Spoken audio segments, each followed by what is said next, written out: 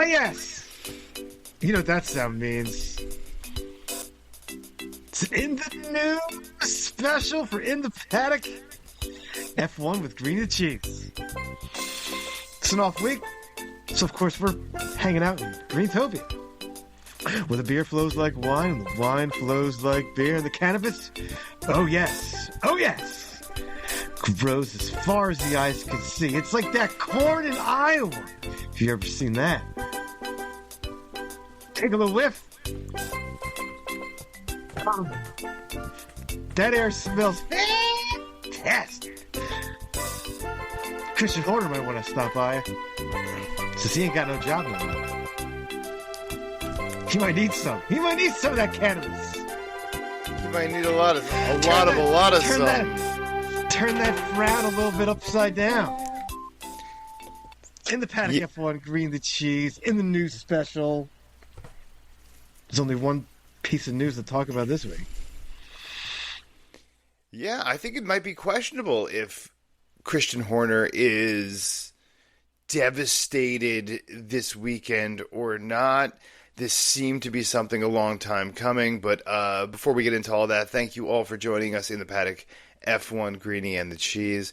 And check out the sim racing, the summer of sim racing, as we take a little break from a lot of the other stuff we've been doing until we get into September or later into the summer. But we got the sim racing coming out, so thank you everyone for watching that. And Christian Horner might be doing some sim racing this weekend. I don't know if he'll be at the track in the next race. I guess that'll be the first time in a long time that Christian Horner wouldn't be at the track, potentially, on race day in Formula One. What happened? How did we get here? This seems to be something that's been several years in the making. Go back to 2022 or 23 when he had that incident situation happening with one of the female employees over at Red Bull. You could go back even further than that to, the deck of the passing of Dietrich, the owner of Red Bull, or the co-owner of Red Bull at the time. And you could go back to that. You could go back to a lot of different things that have happened over the last several years, but they're not winning right now. That could be definitely a part of it. There could be other internal stuff going on. They've had the pissing match between Horner and Marco since Dietrich died, basically. So Horner also probably had a little bit too much power for the job that he had. I mean, we've been talking that there's been something stinky and fishy going on for quite a while. To do it at this point in the season is a bit odd. I mean, there's got to be something that happened behind the scenes. Yeah, something had to trigger this. No, like to do it at this time of the season, that's very odd to do it at that point. I know there's like a break and all, like a mini break of 3 weeks, and you have the summer break coming up too. But to do it mid-season.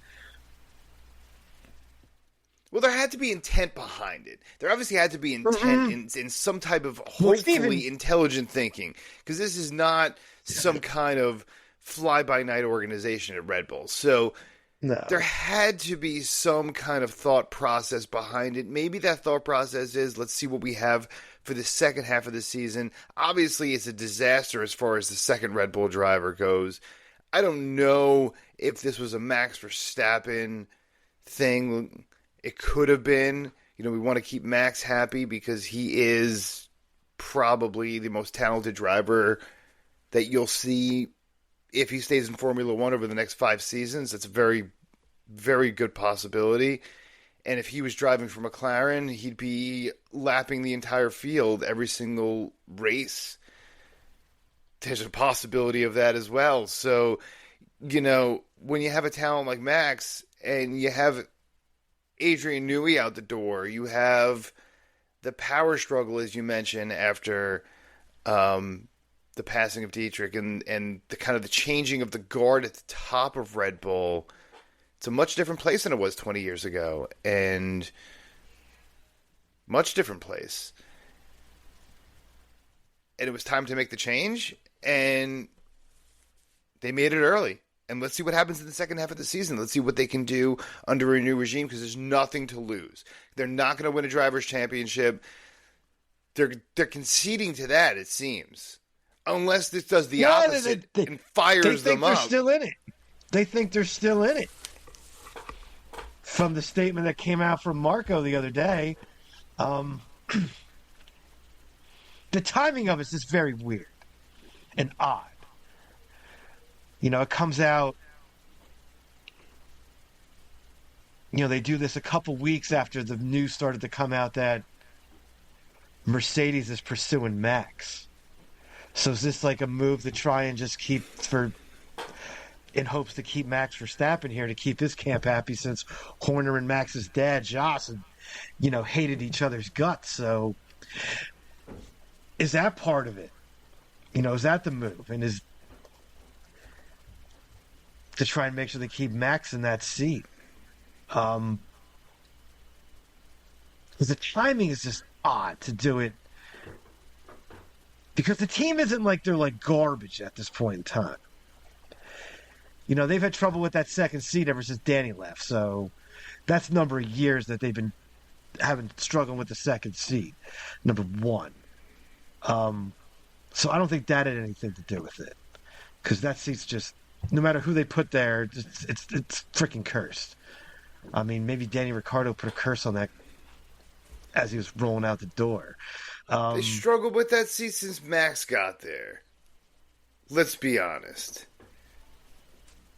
Since they did the mid-season switch with Danny, really, since Danny Ricciardo left, that's when that seat has struggled. You know, Kvyat probably should never have been in that seat to begin with. I think they probably gave Albon and Gasly a little too short of a chance there. I mean, the car is also designed for Max, so that's also something else. If you don't have the same driving style that Max has, you're going to struggle, because he has that like Schumacher-esque kind of setup that he likes. But the timing of it just seems almost that something big happened behind the scenes. I'd heard that, you know, a rumor out there that Horner had tried to get Marco canned, and then right after that they canned his ass. But is it that, or is it something crazy that we don't know about, or is it just because they want to try and keep Max in that seat? And the Mercedes rumors freaked a lot of people out, you know, on the board and such at Red Bull. I mean, they had to be on the fence. They've been on the fence on Christian Horner. The Red Bull brass has been on the fence about Christian Horner ever since that inappropriate situation we had 18 months ago, which made headlines, definitely did not make Red Bull as an organization look good, at minimal. No. Could not have made anyone happy at the top when you're in the tabloids all the time about, you know, non-Formula One, non-auto racing things. You always want to be out of the tabloids for that, because the tabloids are not so kind, as you know, especially in the UK, famously, and here in the US. So you want to stay out of those, and now you're losing. So it's definitely a combination, and maybe it's just time for new ideas, but something had to happen to trigger it. I believe Red Bull was probably done with Christian Horner and going to just be done with him after the season, and maybe he got a whiff of that, or more than a whiff of that, and it's not like he's going to live in a trailer down by the river. All right, so it's not like this Well, guy's going to go work at he had Walmart. no idea that this was going down. He was blindsided by this. You can hear it in the speech he gave to the team the morning after. Like he could just you could tell he was absolutely shocked. Like he had no idea this was coming. Red Bull came about this a little quick, or he didn't catch a whiff of this. But the Something had timing to is happen. odd. The timing is odd. There's not really. There wasn't really even like the succession plan. Like they just grabbed the dude from Racing Bulls and threw him in there. Like here, you're now the team principal. We'll just call you up. Next man up. So something had to have happened. Something Something had, behind like the I said scenes. before, Something, something had yeah. to have happened to trigger this moment. And I think we'll find out in the coming weeks either massive speculation, because as of now, I haven't read anything that has alluded. All I've read so far of all the reports that we've read, and maybe you've read something different, is saying just the history of the last 3 to 4 years of Red Bull, and now they're really the last 18 months, put it that way. But that's a pretty short leash for someone who just won 4 straight championships. So it's a lot. It's a lot to grasp. It's a lot coming Since he from arrived there, he a took the sudden team move. that they. Since he's been in that position 20 years ago, he completely changed that team. I mean, the team that was taken over. What was that beforehand? What was that Jaguar? Hmm.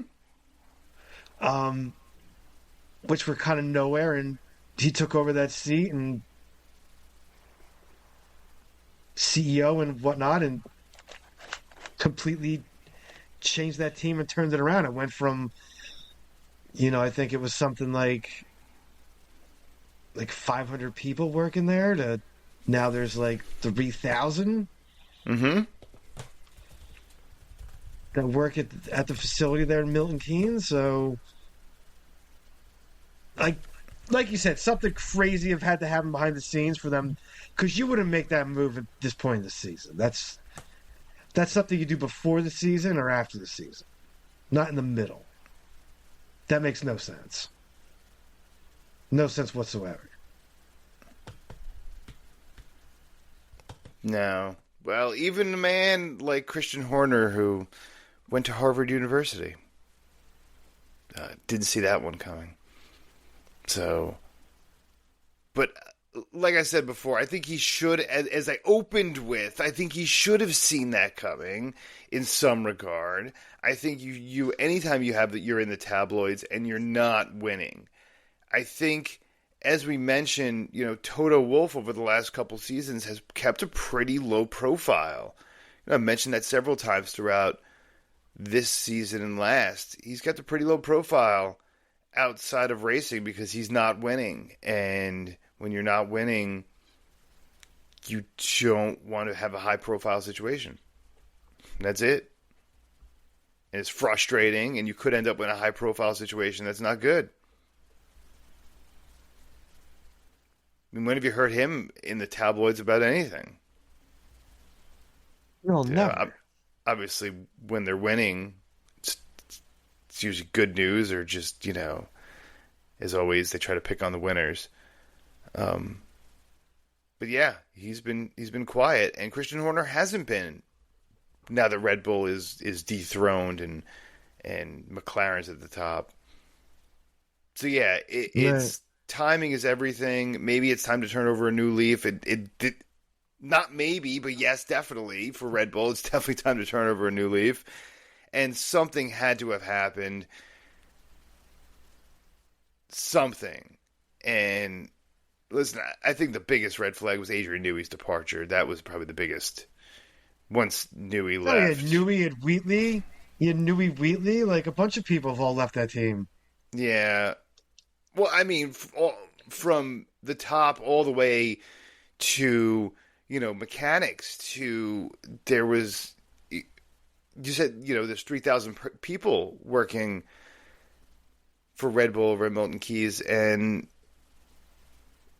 they had a big turnover, as reported many times, up and down the organization. So it's not just at the top; it's been throughout the organization, and you might see a brand new Red Bull coming up here in 2026 with the reg changes and with everything else, and might be a brand new Red Bull with maybe not Max Verstappen at the helm. That could be very, very interesting. Final thoughts before we head away for another week. And I'm sure we'll have an update next week about more of this.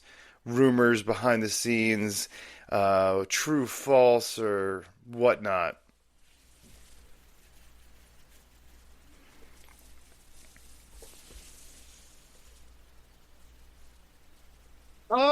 Yeah, we'll see what comes out still, because there's gonna be a lot of people digging, because this completely shocked the F1 world completely when the news came out.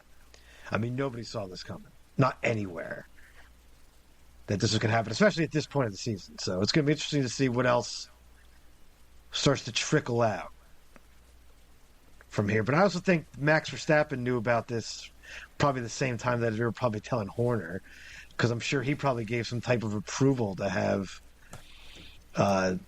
Lauren to take over that job. So very interesting. Yeah, he might have got sat down. He might have got that call, Max Verstappen, speaking of, 20 minutes before it happened. That's sometimes how it goes down.